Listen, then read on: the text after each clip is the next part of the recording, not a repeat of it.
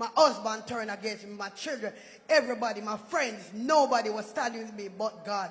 And I didn't know God had loved me this way. So I began to go to some churches for some prayer because I know I'm very sick and there's no church could have prayed for me. They said, the way I was sick, what I'm going through, if they pray for me, they're going to take it onto them. So therefore I couldn't get a prayer from no church. No church would pray for me. No church, absolutely no church. So I leave church and I begin to go to this man, this woman, that man, that woman, and I begin to go very wide. People can beg for me. People to give me things to put in my clothes, put on my hand, put on everywhere. And I begin to believe them because nobody could have helped me. So, for this particular day, I went to this man. He charged me 150,000 Jamaican dollars to look after me.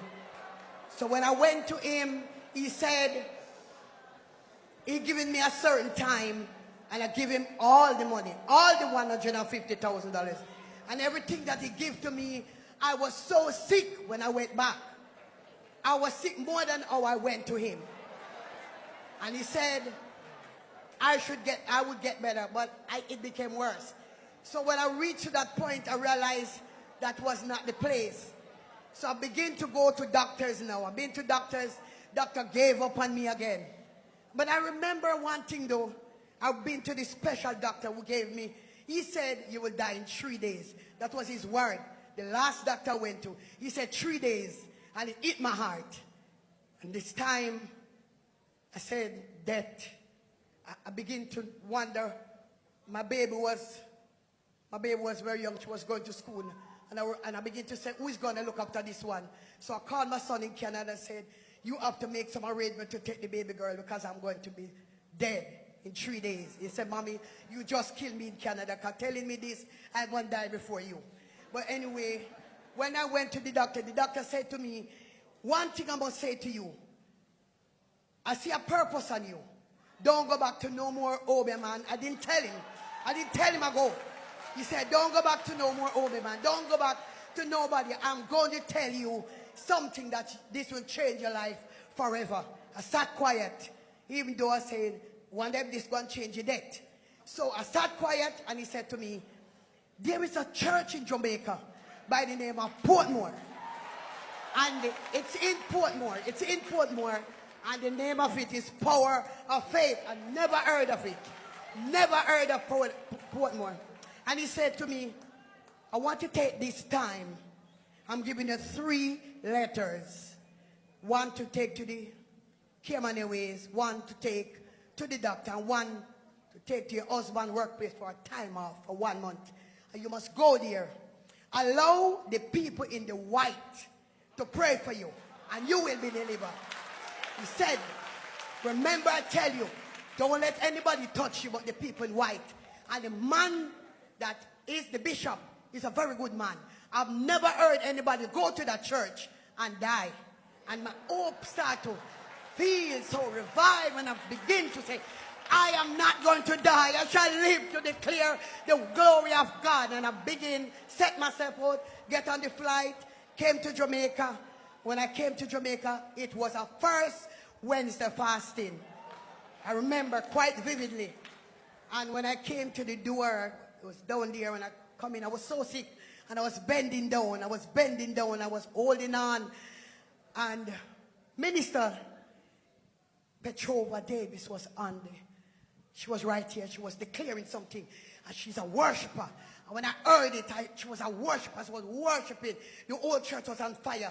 And I began to feel something burning. I began to feel something burning inside of me. I began to feel something burning. I began to feel fire. I began to feel fire. I began to feel fire. I began to feel fire.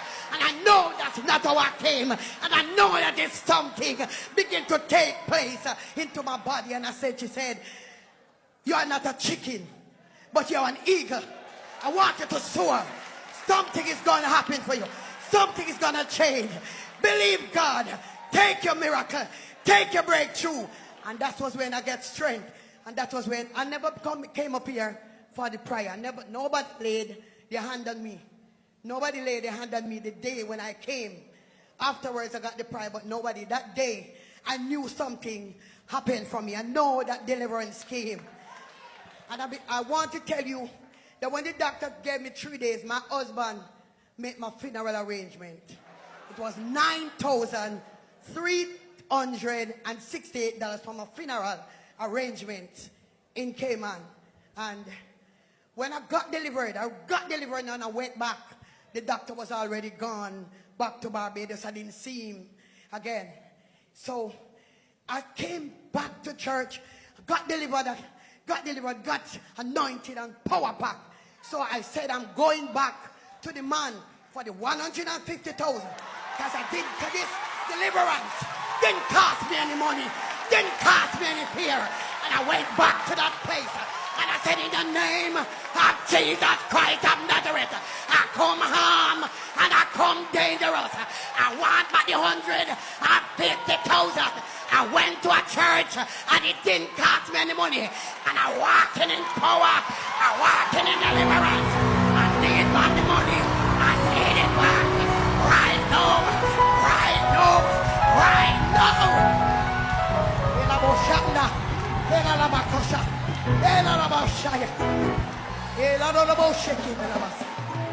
That day, the man went to the bank. He said, lady, I saw some white people came with you. Give me 5 minutes, I'm going to the bank. He went to the bank, pulled out the 150,000, gave me to my hands. But I threw it down. He threw it down first. And I said, I authorize you to take up that money. Count it, let me see. I put it back into my hands. He took it up, count it and put it back into my hands. And I leave there. I leave there and he sent two men had guns. And he said, go after her and eat her food. I didn't even know what it means. He said, go eat her food. And the men came after me. And when they came after me, they said, lady, he said, we should kill you and take the money. But give me they said, give me $8,000 to go buy food. We're hungry. I dropped the bag. Dropped the bag. And I said, take out $8,000 and give me. They take out $8,000 and give me back the bag. And I went on my way. Me and my husband went. And when we went, I couldn't find him. He said, somebody have to tell the tales he couldn't come with me. He didn't want two of us to die at the same time. For that result, my husband leave. When I got delivered, my husband leave and went to Canada. He stayed here for 5 years. After 2 years, I didn't hear from him. I didn't have no paper then. I was overstayed. They want to kick me off Grand Cayman Island and send me home. Nothing was recorded for me because he has the paper. He's a Caymanian. And he went away. They said I couldn't stay. I came to the fasting. And when I went back, they said, miss, bring every papers.